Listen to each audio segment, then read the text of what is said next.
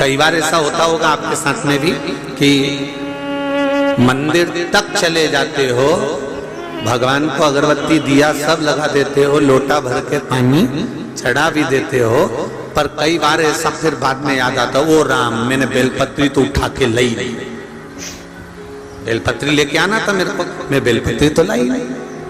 फिर तुरंत गई और बेलपत्री लेकर आई, फिर विचार करा कि मैंने जल चढ़ाया, थोड़ा सा जल उठा के ले आती, बेलपत्र उठा के ले आती। ये मन की अभिलाषा।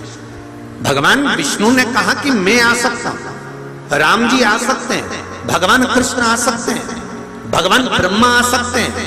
33 कोटि देवी देवताओं का आप आवाहन करिए, 33 कोटि देवी देवताओं को बुलाइए, सारे देवता आपके सामने आ सकते हैं, पर केवल एक देव अधिदेव महा।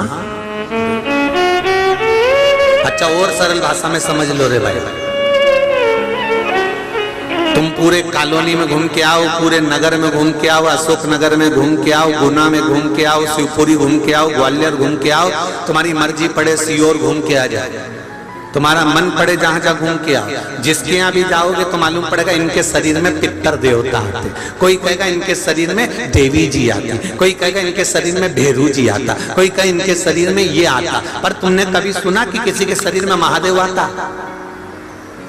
अरे बोलो तो जम के, सुना कहीं? नहीं।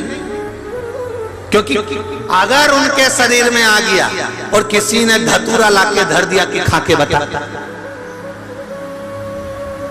नहीं अभी तो कह रहा था कि मुझे महादेव आया, और महादेव आया तो किसी ने धतूरा लाके रख दिया, ले खा, और एक साथ 12-15 धतूरे, उसने कहा मेरे को महादेव आया, और इन्होंने लिया और 12-15 धतूरे लाके रख दिया कि खा, और मालूम पड़े एक ही धतूरा खाया, चक्कर खाईने नीचे गिर गया, सारा महादेव बाहर निकल गया सारा।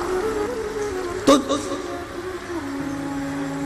सब आ सकते हैं, पर महादेव जम के बोलो जरा, नहीं आ सकते, बहुत कठिन है। 33 कोटि देवी देवता का दर्शन हो सकता है, 33 कोटि देवी देवता तुम्हारे सामने प्रकट हो सकते हैं। तुमने थोड़ी सी आराधना करी, थोड़ी सी अर्चना करी, थोड़ी सी आराधना करी, थोड़ा सा भजन करा, थोड़ा सा कीर्तन करा, तो सारे देवी देवता तुम्हारे सामने आकर खड़े हो जाएंगे। पर देव अधिदेव महादेव इतनी जल्दी तुम्हारे सामने आकर खड़े नहीं होते। हाँ, शंकर जी से पूछा क्या तुम सामने नहीं आते? शिव जी कहते मैं सामने नहीं आता। तो फिर जगत का कल्याण कैसे करते हो? शंकर भगवान बोले जो दिल से हृदय से मुझे चाहता है और मुझ पर एक लोटा जल समर्पित करता है, शिव जी कहते हैं मुझे आने की जरूरत नहीं पड़ती, मैं गण भेज देता हूं और उसका कल्याण कर देता हूं, मुझे नहीं आना, मैं क्यों आऊं? किस लिए?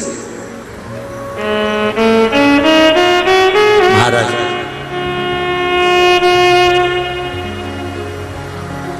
सत्यम शिवम, जम के बोलो, सुंदरम।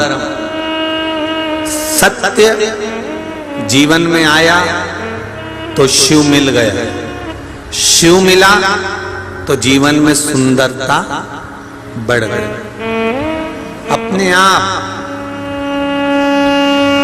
कोई को बढ़ाने की जरूरत नहीं, अपने आप बढ़ गए। केवल सत्य जीवन में आया।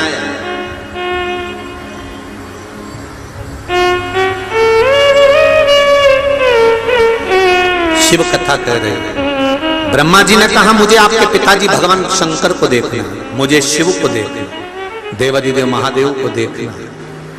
भगवान नारायण बोले ये तो हो नहीं सकता कि तुम्हें शिव का दर्शन हो जाए। हाँ, अगर भक्ति अगर प्रबल है तो हो सकता है कि दर्शन हो जाए, आता नहीं है, सम्मुख में कभी नहीं आता। जो जरा जरा सी बात में सामने खड़ा हो जाए वो श्रेष्ठता नहीं होती। बहुत ध्यान देना, आपने किसी की बेटी की शादी कराई, उसके यहां पर धन नहीं है, बेटी के यहां पर कुछ भी नहीं, कुछ भी। आपने शादी करा दी, बेटी अच्छी जगह ब्याह कर चली गई और तुम बात बात में उसके पास जाकर बोलो मैंने तेरी बेटी की शादी कराई, मैंने तेरी बेटी की शादी कराई, तो जो कहता है ना मैंने तेरी बेटी की शादी कराई, उसका मान घट जाता है। हाँ, पीछे रहकर अगर बेटी के लिए कुछ कर दिया तो एक आनंद का विषय है, और सामने आकर बार बार बोल दिया तो उसमें श्रेष्ठता नहीं है।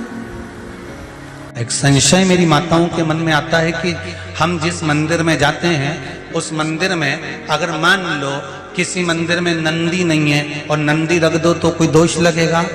अरे बोलो तो सही नहीं। किसी मंदिर में हमने अगर बल्ब बंद हो गया, लाइट नहीं है, तो हम बल्ब लगा सकते हैं।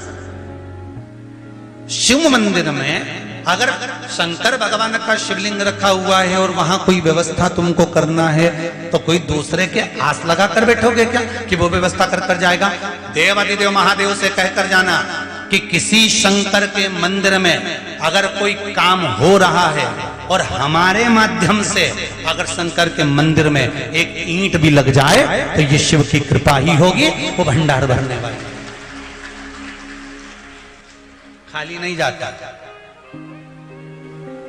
तुम जितने व्रत करोगे, उपवास करोगे, दान करोगे, पुण्य करोगे, सत्कर्म करोगे, वो तुम्हारे मरने के समय पर हो सकता है खत्म हो जाए, क्योंकि 10,000 रुपए महीना तुमने कमाया, उसमें से 1,000 गैस की टंकी का गया, बोलो सही है कि गलत है?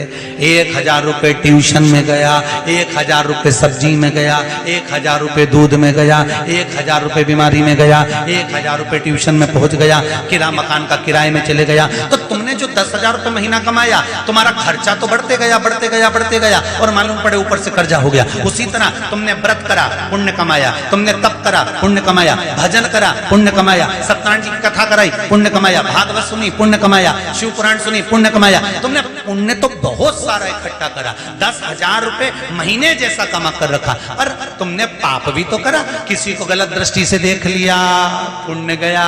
तुमने गलत बोल दिया, पुण्य गया। तुमने आड़ा टेढ़ा सोच लिया, पुण्य गया। तुमने किसी को टोना मार दिया, पुण्य गया। पुण्य तो गया ना, पुण्य तो समाप्त हुआ। अब मरने का जब समय आया तो सारा की सारा पुण्य समाप्त हो गया। पर शिव महापुराण का विद्येश्वर संहिता कहती है, शंकर के मंदिर में किया गया दान, शंकर को चढ़ाया गया 1 लोटा पानी, शंकर को चढ़ाया गया 1 चावल का दाना, शंकर को समर्पित किए गए 1 बेलपत्र, शंकर भगवान का नाम जाप, शिव के नाम का उच्चारण और शिव महापुराण की कथा, शंकर का गुणगान किसी भी रूप में मनुष्य कर लेता है, सारे व्रत उपास दान पुण्य समाप्त हो सकते हैं, पर शंकर का किया गया पुण्य कभी समाप्त नहीं। शिव का किया गया गुणगान कभी समाप्त नहीं होता, शंकर का किया गया स्मरण कभी समाप्त नहीं होता, क्योंकि जो शिव के लिए किया जाता है वो समाप्त नहीं हो सकता, वो कभी समाप्त नहीं। महाराज